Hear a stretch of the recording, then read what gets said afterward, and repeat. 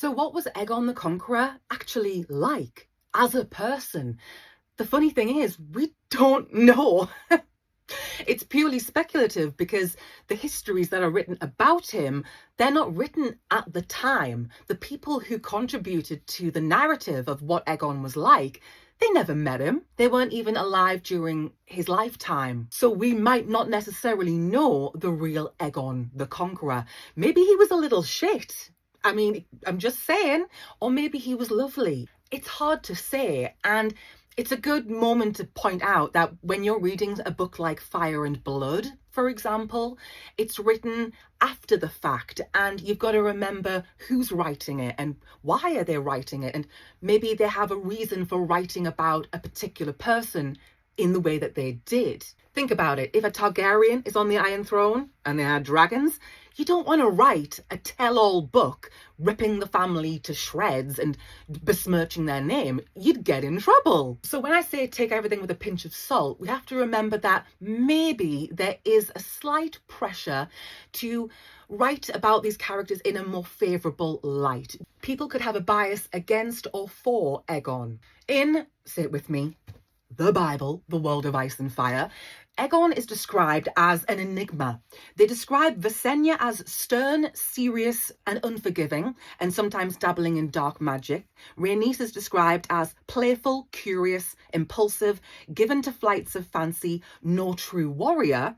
And Aegon is, strangely, as much an enigma to his contemporaries as to us. So even the world of ice and fire is like, we don't really know what the man was like. But I think we can take a few examples of what he chose to do in his life and kind of extrapolate from there what kind of person he probably was at heart. Aegon is described as somebody with a commanding presence who drew men to his banners, yet he had no close friends save Orys Baratheon, the companion of his youth. But women were drawn to him, even though Aegon remained faithful to his sisters. I think Aegon's loyalty to Visenya and Rhaenys speaks volumes about that side of his character. He's not someone who's going to step out on his sister wives.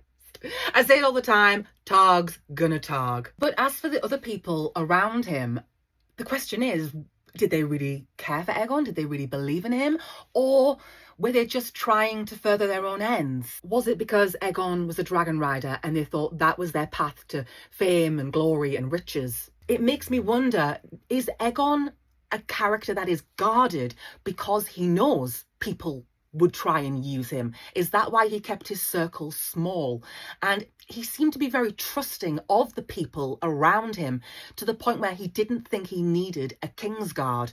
It wasn't until Visenya pointed out that, with all due respect, even people who say they want to serve you, they might not be the best of the best.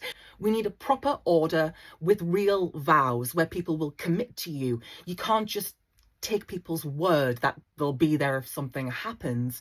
So that kind of shows a slight naivety, a sort of innocence maybe on Aegon's part. It shows Visenya was a little bit more realistic, a bit more pragmatic. I think we can say that Aegon was somebody who was really confident in his convictions. Like, he believed in himself.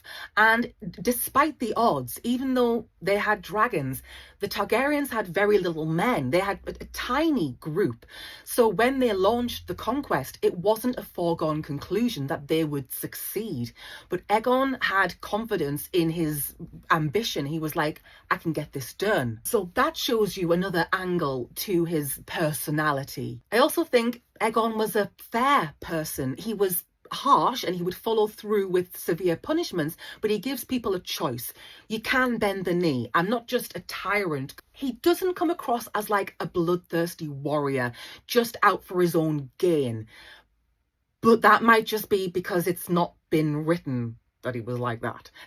It's hard to know. For a large part of his reign, once things had settled down and people got used to the Targaryens being in charge, Aegon's reign was known as the Dragon's Peace, and things were fine. Things were fairly chilled, and that I think you can attribute to Aegon's diplomacy and the assistance of Visenya and Rhaenys, and Aegon's ability to be charming. Just look at the High Septon, for example, the Faith of the Seven. Like, the fact that they eventually came around, I mean, that is testament to Aegon's personality. I think that has a lot to do with his success and being able to be firm with people, but also not go too far to the point where they hate you and resent you. I don't think Aegon is someone who held a grudge necessarily, and I think it's interesting to look at Dawn.